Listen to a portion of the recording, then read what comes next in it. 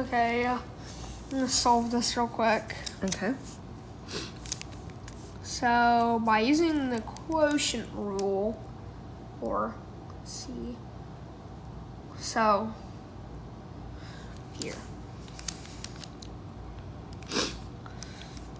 I'm going to do the quotient rule. Okay.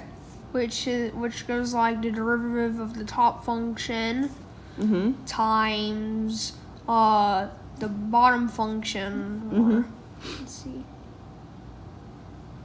Well, cosine squared one. I don't need to do anything, so I'm just gonna apply quotient rule. Okay. So let's see. Or I might have to use another rule for the cosine squared sometime. All right. So basically, what's the derivative of the top function? Which is just sine of x. So derivative of sine of x would be cosine x. There's cosine x times cosine x squared, which would just be, or cosine squared x, would just be cosine cubed x. So we have cosine cubed x. Remove that. Sine. Just subtract that. And we're gonna do this subtracted by, or we're gonna take away whatever's here from this. Okay. So basically we have this minus so then it's gonna be the top function without any derivative magic times the bottom function, which was the derivative of cosine x, which was the derivative of cosine squared x. Well, we can use a different rule for this. Okay. So I could use something like the chain rule or the I think it was the product rule. But I'm just going to try chain rule since it's simple. Okay. So basically, we could say that this bottom function is x squared. And we could say that this bottom function is f of x equals x squared, which in this case x would be cosine x. So you could just do f of g of x equals g of x squared, and so then we could just say that cosine of x is just g of x. So basically, what's the derivative of, well, the outside function? Yes. Well, the derivative of the outside function would just be like, so the outside function would be like g of x squared. So that'd be 2 times g of x, or 2 times cosine x. Use some parentheses with that. Oh. Okay, go ahead, Ivy. Oh, sorry for that. My sister's in here too. Okay, so we have 2 cosine x times the derivative of the inside function, which is cosine of x. So that'd be, well, sine of x. That's a chain rule, but I'm gonna check the product rule and see if that gets us anywhere. Okay. So then both will just be cosine of x. Like, so then f of x would be cosine of x, g of x would be cosine x. So let's check the product rule and see if it gives us the same thing. I don't think it will, but we could try it. So we get cosine of x, just cosine of x times, oh wait, that's the derivative. It has to be a derivative.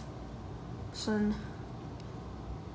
sine x times the other g of x, which should be cosine of x. Or that's not really derivative, what am I saying? Plus sine of x times cosine of x plus Now, the other one is the derivative, so then plus sine of x times cosine of x. Really, this is just it's really just 2 times sine times cosine of x. Mm-hmm. Yeah, that's what we got. 2 times all of this. Mm-hmm. That's what we got. Yep. So I guess I'm right. Mm-hmm. I just tried to double check. Yeah.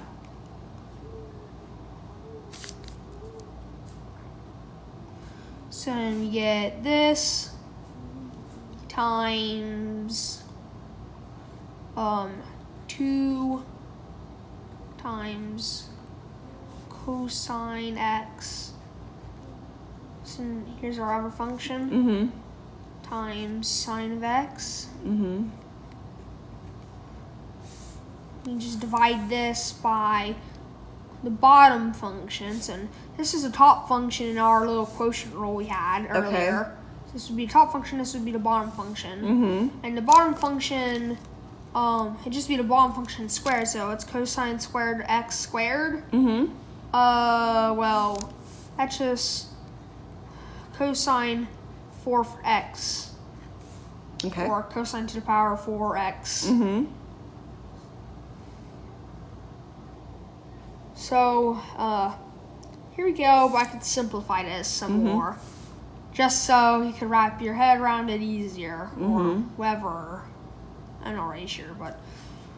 So we have cosine cubed of x minus and sine of x times sine of x, sine. So there's sine squared of x. Mm-hmm. And I'm finally writing this stuff. Mm-hmm. I didn't just write it like that. I wrote know. it like this now. Yeah. That's a better notation. Mm-hmm. Sine of x times sine of x is that. It's that times 2 cosine of x.